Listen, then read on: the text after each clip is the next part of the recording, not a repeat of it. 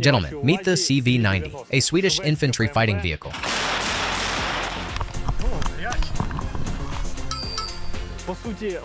It's pretty much a legend, and one of a kind in many ways.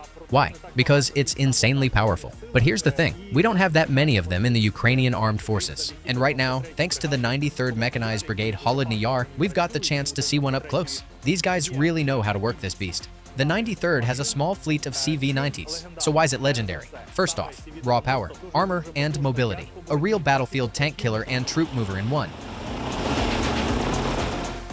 Right here, you're looking at its main gun, not just any gun, a 40mm autocannon. Its listed rate of fire, 5 rounds per second. Yeah, you heard that right, that's 300 rounds a minute, max fire rate. Of course, that doesn't mean it's always dumping out that kind of volume. Different firing modes are available depending on the target and mission. But the core role of the CV90, infantry transport, getting your guys there alive. Protection is key, lives, limbs, and morale. That's the priority. The armor, officially rated to withstand a direct hit from a 30mm round. Yeah, a straight shot. Let's take a look inside. See what kind of environment our Holodny Yar warriors are fighting in when they roll out in a CV90. Right away. A lot of sensors, systems, electronics. The driver's control setup. No steering wheel here. Instead, you've got a yoke-like system. Let's ask the experts to avoid guessing.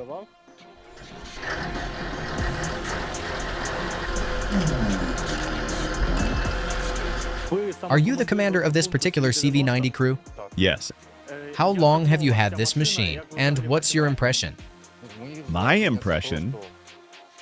It's a solid, reliable vehicle. Simple to use. You steer with the yoke, right for right, left for left. Oh, so it's an actual yoke that turns like a wheel? That's right. Transmission's automatic. No clutch like on our old BDRs or BMP ones. There's no pneumatic or hydraulic nonsense. Key in, press the pedal, and off you go. Nothing complicated. And off-road capability? It's solid? Amazing mobility. We rolled into enemy positions once in about a meter of mud. We plunged in and yeah, the machine made it. Got in, got out, got the job done. Tell us about the main gun and the machine gun. The gun is excellent. You've got enough ammo? We do. We're fully supplied.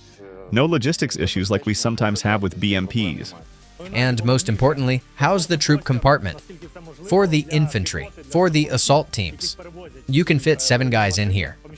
A key point, they can dismount through 2 access points. Not just the rear ramp, but also through the top hatches. In fact, even mid-combat, the guys can pop out of those hatches and lay down fire. See that? Right here, a mounting system for a machine gun. This is how infantry can operate during a mission. They can shift around like this and reposition. They do their job, close up the hatches, and roll out again.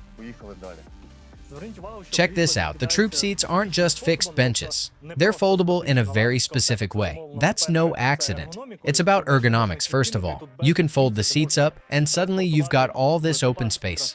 Perfect for transporting ammo, other gear, or even using the vehicle as a medevac platform. There's enough room to lay someone down, treat them, stabilize them, but it's also about survivability. See, if those seats were welded solid to the floor and you hit a mine, the blast wave would transfer directly through the vehicle structure into your spine. With this design, the seats are kind of floating, suspended. That helps dampen the shock from an explosion. Also, there are safety harnesses built in for every troop seat. And here's a classic Swedish touch. If you've seen our segment on the Archer artillery system, you might remember the kettle. Well, no joke. There's a built-in kettle here too. That's the mess tin.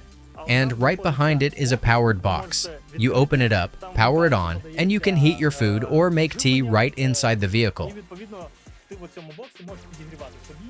If you've been following Army TV for a while, you've definitely seen this before. Now take a look at this. A 40mm round. That's one serious piece of hardware. And remember, the cannon fires up to 5 rounds per second, or 300 rounds per minute. That's a huge volume of firepower. Just imagine that, this thing spitting out 300 of these big boys a minute.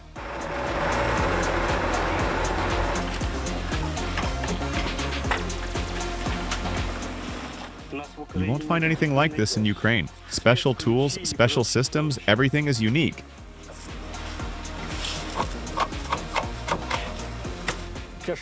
It's tough work. I mean, sure, as a journalist, you can watch videos, skim through Wikipedia, and go, oh wow, the CV90 is so cool. But out here in these real conditions, you've also got to repair it, service it, keep it running. Did they train you how to do all this in Sweden? Absolutely. Things like track maintenance, oil checks, roller replacement, that's all on the driver. If something major breaks, we have dedicated mechanics for that. See, it's not just shoot and move. You gotta clean it. It doesn't drive itself, it needs to be maintained. And that's serious, hard work. Every day? Not daily. But yeah, breakdowns happen. Not often, but when they do, it's no joke. The crew tells us just yesterday they made contact with a FPV drone. And right here, you can see the kind of damage it did. These are parts of what hit them, right? Yeah. Something DIY, it looks like. Is that wood? Yeah, wood, plastic, some kind of composite. There were a lot of parts scattered around. So it wasn't a standard FPV, maybe some kind of winged drone, improvised? That's Russian engineering for you. Wood is probably harder to detect with electronic warfare systems. It's light, tough, and most importantly, cheap. And that's what they're betting on. But here's the result. The mesh is torn.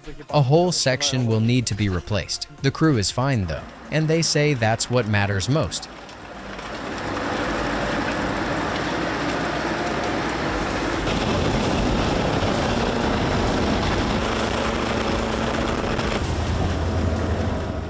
So, the CV90 rolls out again. Mission complete. Another combat task executed. I was lucky enough to test its off-road performance myself. What can I say? I'm holding on to the handrail for dear life, trying not to fall out. But the ride? Surprisingly smooth. Tight but smooth. And I've ridden in other armor. And trust me, they're not always this forgiving. Every time we hit a deep rut, and believe me, there are some serious craters out here, it feels like, that's it, Sirhi, you're going flying out of this thing now. But every time, she glides right over, takes it soft, takes it solid.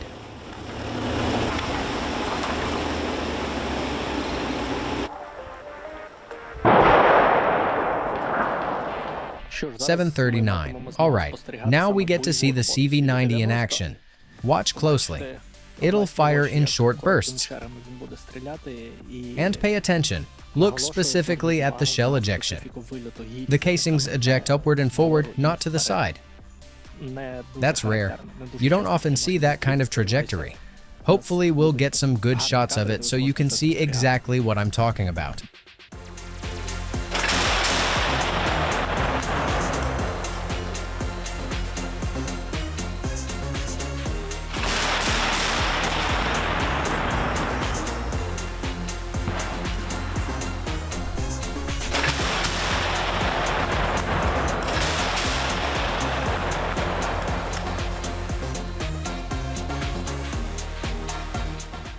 Whoa, those shells are hot.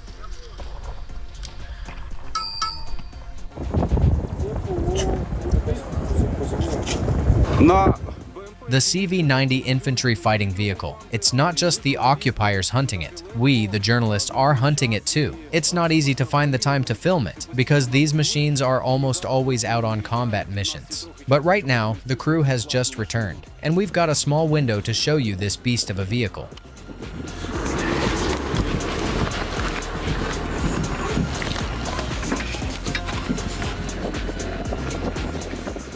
It's got night vision, of course, and we can switch ammo feed types.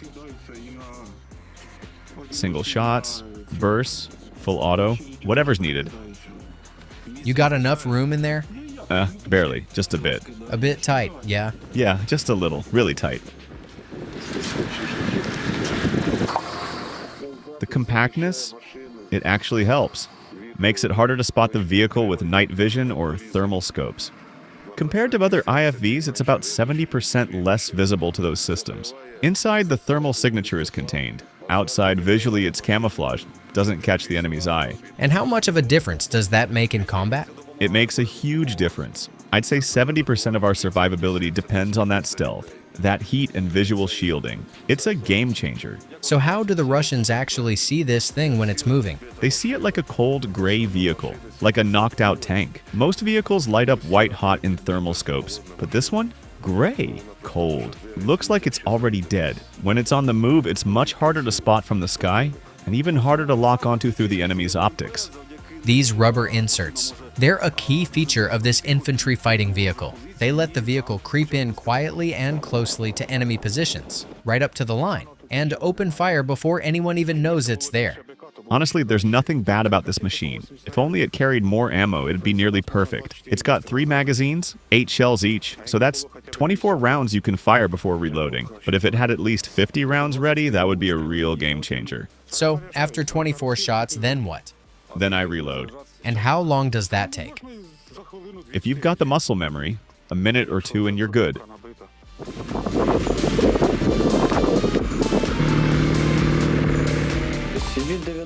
The CV90, they've proven themselves here in Ukraine, no question. First and foremost, armor and firepower. The armor is strong as hell. There are reports, even from our own experience, of this beast taking a direct hit from a Lancet loitering munition and surviving. It's taken direct Lancets, FPV drones, even a 120mm mortar blast right to the rear. And it held.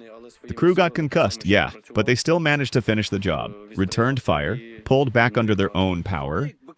The ammo doesn't detonate. It might burn, but it doesn't cook off. We had a case an FPV drone hit the turret, right behind the driver's hatch. The shaped charge punched straight through, and right beneath the turret is where the ammunition rack is located.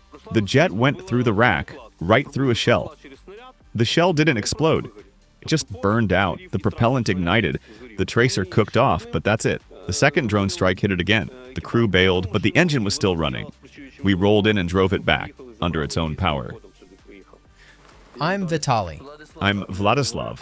Army TV. This recovery rig, built off a 90s platform, it's comfortable, nimble, and fast. Fast? Yeah, lively as hell, just like us. What can I say? We tow everything. IFVs, APCs, whatever's out there. Right now, we're headed out to recover another one. Threw a track flying over some busted up terrain. Ripped it right off. We're heading to bring it some new ones. That's how it is almost every day. And inside this machine, you feel it. You feel protected. Solid armor, plus it's got Barracuda camouflage installed. Helps against night vision optics. They can't see us, and that's huge. Drones can't pick us up either. That's a major bonus. And it's warm inside. It's got AC, even has a radio. What does the enemy say about these vehicles? They're stunned by them. Since the summer, they've been seriously hunting these CV90s. Why? Because they just can't take them out with anything. They weren't shy about sending 2 T-90 tanks just to deal with 1 CV. Early on, from intercepted comms, they kept mistaking them for tanks. They were dumping 2 full BM-21 Grad rocket pods, so 80 rockets, on a single CV. 120mm mortars, tube artillery, everything, just to try and stop one damn box on tracks. Because they know, if that thing makes it to its firing position and starts working, then boom, they've got instant KIA and wounded. 200 and 300 right away. So, yeah, we punch right in. CV rolls in close, like 50 meters, 160 feet from their lines, opens up, shreds the position. And while they're still gathering their senses, boom, we're already pulling back. Reset. And then we go again. We gotta rescue the bulldog, yeah? Maybe if you're still around, we'll come back. Yeah, if anything, just call us. We'll be there.